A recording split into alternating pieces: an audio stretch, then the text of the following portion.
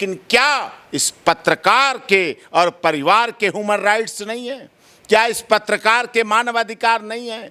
क्या जो पुलिस अधिकारी मारा गया, आंख में गोली मारी गई, क्या उसके ह्यूमन राइट्स नहीं है? उसके मानवाधिकार नहीं है? पुलिस सुरक्षित नहीं, पत्रकार सुरक्षित नहीं, जो आम जनता को सुरक्षित करने की जिम्मेदारी लेके बैठे हैं पुलिस और पत्रकार, अगर वही सुरक्षित नहीं तो सुरक्षित फिर कौन होगा, कैसे होगा, कब होगा? इसका मतलब अंगुलीमाल डाकू इतने दिनों से हत्याएं करता आ रहा था, इतने दिनों से लोगों को मार मार के उंगली में अपनी उंगली, उनकी मार के उंगली काट के अपने गले में लटकाता आ रहा था। ये महाराज जी का फार्मूला बड़ा ज़बरदस्त है। बुलडोजर बाबा, अगर अपराधी नहीं संभल रहे हैं, अगर आरोपी नहीं संभल रहे हैं, अगर आप न्याय नहीं दिला पा रहे हैं, अगर उनके साथ अनजस्टिस हो रहा है, तो साहब बुलडोजर हर थाने में दो खड़े कर दीजिए, ना अपराध छूट जाए, ना अपराधी तख्ती लटका के और ऐसे हाथ करके सरेंडर होने लगें तो मेरा नाम बदलना। जिस तरीके से अभी जो है बिहार में पत्रकारों के साथ व्यवहार किया जा रहा है, जैसे कि आपने अभी से कुछ दिन पहले देखे है कि किस तरह से जो है विमल कुमार यादव को, जिस राज्य के उप मुख्यमंत्री खुद जो है यादव है, उनके राज्य में जो है यादव समाज के लोगों के साथ इस तरीके का व्यवहार किया जाता है। गलत है। जन्माष्टमी के आने से पहले यदुवंशी समाज पर गोलियां चली। कृष्ण ने तो प्यार दिया, यदुवंशी कृष्ण ने तो सम्मान दिया सबका। जो हो रहा है गलत है, लॉ एंड ऑर्डर के लिए गलत है और सरकार को इस पर कठोर कार्रवाई करनी चाहिए। सरकार को इस पर कठोर नियंत्रण करना चाहिए, जिससे बिहार सुरक्षित बन सके, बिहार में सुशासन कायम हो सके और बिहार की जनता अपने को खुश महसूस करे, सुरक्षित महसूस करे। एक पत्रकार अगर सुरक्षित नहीं रहेगा, पत्रकारिता अगर सुरक्षित नहीं रहेगी, तो फिर क्या होगा? उस निडरता का, निडर निष्पक्ष निर्भीक पत्रकारिता का क्या होगा? ये सोचने की बात है।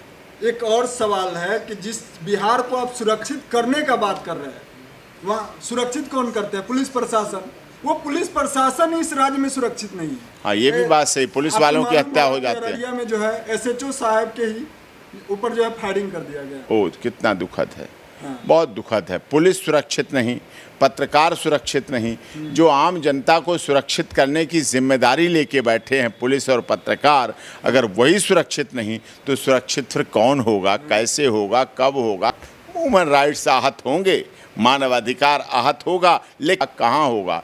ये बहुत गंभीर विषय है। इस पर विचार करना चाहिए कि ये कैसे सुरक्षित हो और इस पर सरकार को बहुत कठोर कार्रवाई करनी चाहिए कि पुलिस भी सुरक्षित हो, जो आम जनता को सुरक्षा मिल सके, पत्रकार भी सुरक्षित हो, जो लोकतंत्र को सुरक्षित रख सके, संविधान को सुरक्षित रख सके, हमारे देश की आन मान शान को सुरक्षित रख सके, हमारे देश के गरीब, दलित, शोषित, पीड़ित, मजदूर, मजलूम को सुरक्षित कर सके, हमारे देश की विधवाओं को सुरक्षित दे सके, हमारे देश के छात्र छात्राओं को सुरक्षा दे सके, हमारे देश की बहन बेटियों को सुरक्षा दे सके। ये हमारे लिए बहुत ज़रूरी चीज़। सरकार तो बता रही है ना कि ये कोई पहला मामला नहीं है, इससे पहले भी अनेकों तरह के पत्रकार का हत्या होता है। अरे साहब, ये सिलसिला कब तक? महात्मा बुद्ध जब जा रहे थे, अंगुलीमाल डाकू मिला।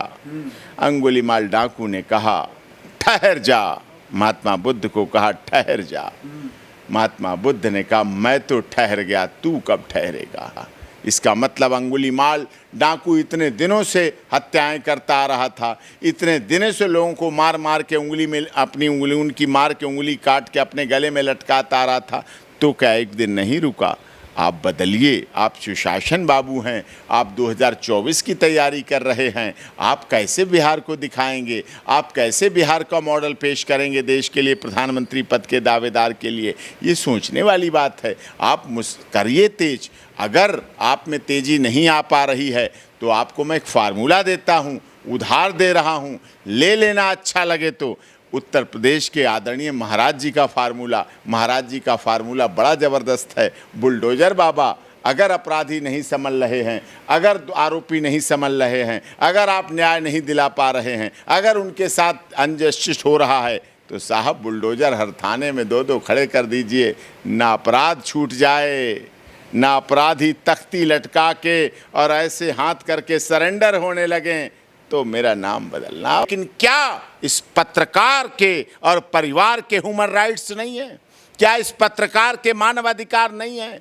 क्या जो पुलिस अधिकारी मारा गया, आंख में गोली मारी गई, क्या उसके ह्यूमन राइट्स नहीं है, उसके मानवाधिकार नहीं है? अगर आपको मानवाधिकारों को ही बचाना है तो फिर बुलडोजर को ला के आप खड़ा करेंगे तो निश्चित तौर पर बदलाव भी आएगा, परिवर्तन भी आएगा, समझ भी आएगी। क्या लग रहा है जिस तरीके से जो है अभी बिहार में बहुत सारे ऐसे मामला देखा जा रहा है जिसमें किसी भी पत्रकार के ऊपर जो है अचानक से एफआईआर कर दिया जा रहा है। हमारे देश के कानून व्यवस्था इतना है, ऐसा है कि उसके सुनवाई में कई एक महीना लग जाता है। इसके लिए कोई कानून नहीं ये बना। तो है गलत, ये गलत है। हाँ। लेकिन कानून है, उनका प्रयोग करें।